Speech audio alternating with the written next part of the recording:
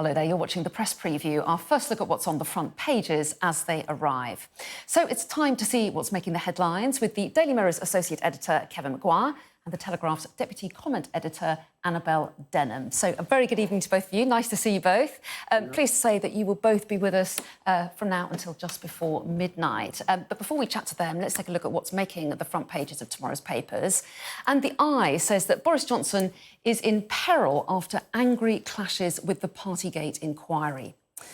The Metro seems to think it didn't go well for the former Prime Minister. Their headline, Boris the Backlash.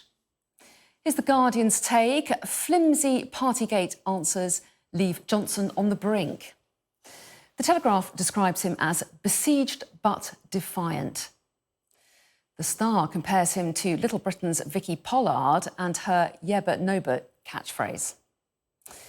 In the Mail, our press preview colleague Sarah Vine argues that whether your view of Mr Johnson is positive or negative, no one's mind has been changed today. While The Express offers his defence, hand on heart, I did not lie to the House. Whilst The Sun forgoes any mention of Boris Johnson on its front page and instead leads with Prince William's visit to Poland to meet British and Polish troops there. And in other news, the FT has word of a quarter-point rise in US interest rates. And just a reminder that by scanning the QR code that you can see on screen during the programme, you can check out the front pages of tomorrow's papers for yourself while you watch us. But right now, let's bring in Kevin Maguire and Annabel Denham to go through some of those front pages. A very good evening to both of you.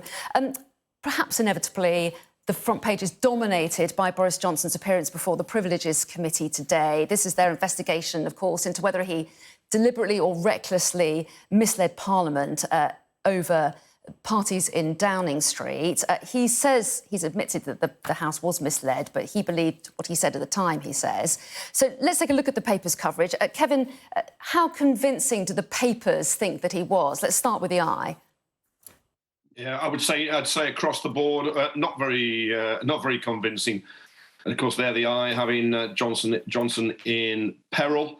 Pointing out he was muttering complete nonsense at times to some of the questions, but the members of the committee, including Conservative MPs, 4 of the 7 MPs are Conservative, particularly Bernard Jenkin, did not seem to accept his explanations. I thought he was pretty unconvincing, actually, and it's true. I wasn't a fan of his before, but he has been a greased piglet that's wriggled free many times, but I think this time he's on the spit.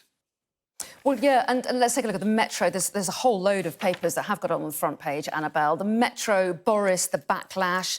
They talk about him being rattled in those little subheads there. They say that he snapped, you don't know what you're saying at one point. They say he squirmed over slogans and bottles of booze. So they're saying there that he was pretty uncomfortable at moments, but was there a smoking gun? Was there a moment where the committee would say, this is enough for us to go for our nuclear option, if you like, of a large suspension of him from the House of Commons?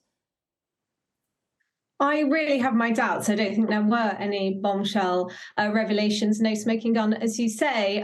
Can the committee be very confident that he lied? I'm not sure that they can. Confident enough, let's not forget that to suspend him and potentially force him out. I think actually the Metro summed it up quite nicely, saying that he squirmed. He certainly did, but he's a survivor and he'll fight on. I think, I don't know how many of his 9 lives he's managed to get through, but perhaps he's got just one more left. So as much as we're reading about his future potentially being in jeopardy, I think Boris could bluster on throughout his political career. He's managed to almost surround himself with this cloud of confusion that's enabled him to often claim plausible deniability, and I'm not sure this is any exception. Let's bring in your paper, Kevin, which I've just had put in front of me. I think it's just dropped in. The headline there in the Mirror, just drinks after a difficult day, question mark. Plenty of people were having difficult days, Boris. And that refers to his defence that he believed that rules weren't broken, that it was reasonable of him to rely on the assurances of his advisers, and also that any gatherings that did go on were necessary and essential to government. Yeah, because that flimsy reference earlier, it was Harriet Harman saying you had flimsy assurances it was within the rules and guidance. who told you that, apart from trying to put a couple of press people under the bus, he wouldn't say, because I thought the key moment actually was Bernard Jenkins saying you can't have leave-induce thank you parties, he was calling them, and Boris Johnson, well, yes, you can. And I think that was the key moment. I think that is why the committee will find him guilty, I believe, of recklessly misleading Parliament, because he didn't use his own eyes, as Harriet Harman and others put it, and saw what was happening, and knew, he is the person who brought in the rules and the guidelines. He knew what was happening around the country. People couldn't go to funerals, couldn't say goodbye to loved ones, and he thinks it's okay to have what were parties. And it's what an irony that his vanity photographer hired at taxpayers' expense has effectively dropped him in it with some of those pictures. So yeah, people knew you couldn't have parties, you couldn't have leaving parties, and he's kind of say, well, yes, you could, because we're going to raise morale.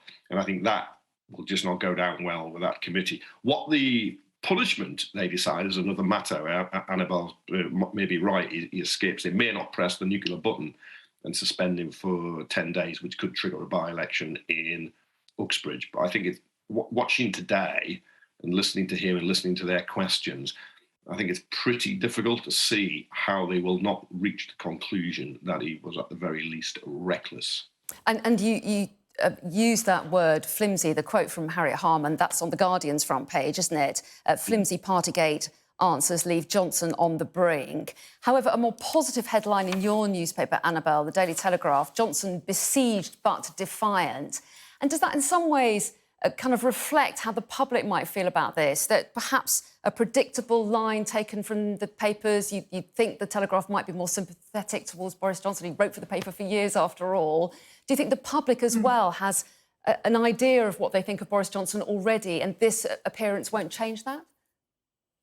I think that's absolutely right. What's quite interesting that's pulled out on the front page of the Telegraph is this idea that Boris might refuse the outcome of this inquiry. I think that's one of the really fascinating things about this parliamentary trial.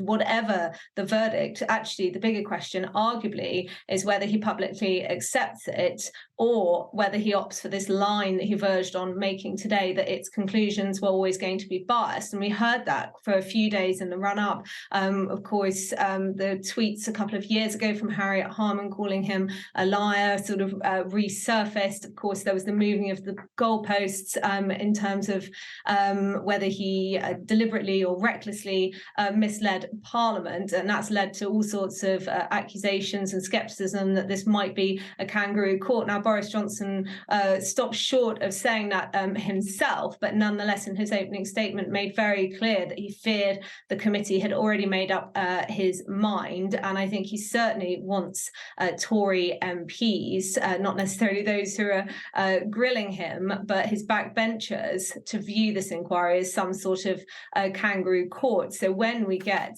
its conclusions in the next few weeks, I think it will be very interesting to see how Boris Johnson responds to that. And, Kevin's absolutely right. I was as outraged as anybody by Partygate, the fact that here we all were adhering to very strict controls on where we could go and who we could see and what we could do. And yet civil servants, those working in Number 10, the Prime Minister, seem to be having all these jolly old knees up. But what concerns me actually is that this is what we're talking about now, rather than, of course, tomorrow being the 3-year anniversary of the first lockdown, the impact that it had on all of our lives and still continues to have, the economic impact, the impact on schools with a lot of pupils who were absent during the pandemic not returning. And it frustrates me that we're not talking about those issues more and are instead talking about Boris Johnson and Partygate. Well, yes, and let's just show one more front page that covers this. This is the Daily Express. Boris, hand on heart, I did not lie to the House, talking about him being bullish in his defence today. And picking up on that point about that Annabelle said, this did happen years ago. Some people might say, why are we still talking about what happened in lockdown in Downing Street years later? I mean, how important is this inquiry, not only to establish what Boris Johnson's behaviour was, but also just to ensure that Parliament is smooth running, that it does have checks and balances in place? Yeah, look at the Express. They're loyal to the very end. But if he had his hand on his heart, he didn't lie. It was probably the first time he hasn't lied, in my view. But no, look, Annabelle's paper thought it was worth putting all Matt Hancock's WhatsApp messages in. Well, not all of them. Some of them had fizzled out after a while. And I thought quite right, because you learned something. And I think if you have a prime minister who was the rule maker, was the rule breaker, and he wasn't following his own rules when other people did, and then he lied about it when it was broken by the Mirror and initially, I think that is an issue, and it's partly being done now and not a while back because he has also dragged his feet and he hasn't wanted the inquiry to go ahead really speedily. All those other issues we do discuss the economic impact, we discuss kids, we discuss what happened in care homes, PPE scandals with the VIP lanes and the rip-offs. All that is discussed, but I think there is time to discuss whether a prime minister deliberately misled the House of Commons and MPs. Now, I think in a democracy and accountability and scrutiny, I think that's important, and that's why he's there. And bizarrely, when he was caught out, he shouldn't have had the parties in the first place, but he has the parties. If when the Mirror broke the story, he put up his hand, he said, look, we made mistakes, we'll look into it, we'll apologise, he might still be prime minister. But he didn't. He did what he always does, and that becomes incredibly brazen, tries to change the subject, and then doesn't tell the truth. And so he is actually the architect of his own downfall. It's why he's no longer prime minister. Let's just quickly show the Daily Mail. They have a Sarah Vine article on their front page questioning whether any minds were changed after this, what she calls a pure box office evidence giving. But let's take a look at the Daily Star as well. They have a bit of fun with it, as the Daily Star is wont to do. Yeah, but no, but that's quite an old reference, isn't it, Vicky Pollard? I mean, obviously I remember it because I've been around for years. But anyway, and a bit of a Pinocchio nose there on the front of the Daily Star. I mean, just to wrap up talking about Boris Johnson, Annabelle, what do you think his future is now? I suspect that he'll limp on at least until the next general election. Let's not forget that a few weeks we were talking about whether he might do a chicken run, might be parachuted into a safer seat. But no, it's been confirmed that he's going to stand again in Uxbridge, where he's got a pretty slim majority. So whether or not he's held to account by his voters in 18 months, 2 years' time, remains to be seen. But I think it's entirely possible that he will find himself out of a job in 2025. But no, a grotesque image on the cover of the Star there, comparing Boris Johnson to Vicky Pollard, and it certainly did feel like that at times this afternoon, watching his 3-hour grilling from the Privileges Committee. I've actually never watched Little Britain, but I was familiar with the catchphrase, and no, they're certainly not concealing how they view this. But let's see whether Boris Johnson lives to fight on another few weeks. Welcome back. You're watching the Press Preview. With me tonight, Kevin Maguire and Annabelle Denham. So welcome back. Let's get stuck in. There's so many big stories around today. Stories like in the Metro here, the fact that Rishi Sunak's Northern Ireland Brexit deal has passed through Parliament. Might have been all over the front pages on another day, Annabelle. How important was this to Rishi Sunak? The fact that only 29 people voted against, 22 of them Tories. Oh, I think this is a very significant moment for Rishi Sunak's premiership. Perhaps the one actually that establishes him as a better prime minister than he ever was Chancellor. In recent days, speculation had grown that Sunak would have a rebellion, potentially a significant rebellion, on his hands. The DUP came out against it. Then the European Research Group, Liz Truss, Priti Patel, Jacob Rees-Mogg, Momentum really appeared to be building. You had 3 former party leaders who were opposed to it. And the question really at that point was, would Sunak have to rely on Labour votes in order to get this deal through? And what would that mean for his premiership? I think there were concerns that in trying so hard not to be Boris Johnson, he was at risk of becoming Theresa May and completely ineffectual. And actually, today's vote has put paid to a lot of those concerns. concerns, and I think will allow him to perhaps move away from the accusations that he's just a technocrat and towards somebody who can pursue a real agenda in the time that he's got left. And yet, Kevin, DUP, amongst those who voted against, they say they won't go back to Stormont, which has been suspended for so long now. I mean, how much of a blow is that they can't get power sharing back up and running? Yeah, of course, they don't want to go back to Stormont. They're looking for an excuse not to go back to Stormont because they would have to accept Sinn Féin First Minister first time, Michelle O'Neill. So they're desperate to avoid that. So there'll have to be fresh elections. And if they lose, Sinn Féin win again, then I'm not quite sure how that impasse will be broken. But I thought that during Boris Johnson's appearance today, this was the most significant moment to show he's a busted flush because he's voted against it, along with Liz Truss. 22 Tory MPs, his following is gone. Yeah, interesting to see how that's interpreted. A quick look at another story that came out today, Annabelle. Rishi Sunak published a summary of his tax return. Not the full details, but we got a pretty good idea of, well, how wealthy he is, frankly. Yes, I mean, that's right. He paid £430,000 in tax in the 21-22 financial year. He's earned £4 million in the last 3 years. These are vast sums of money. I think it was last year that became the first Prime Minister to be placed on the Sunday Times rich list and around position 220. I think, nobody now can possibly be in the dark to the fact that Rishi Sunak is a very wealthy man.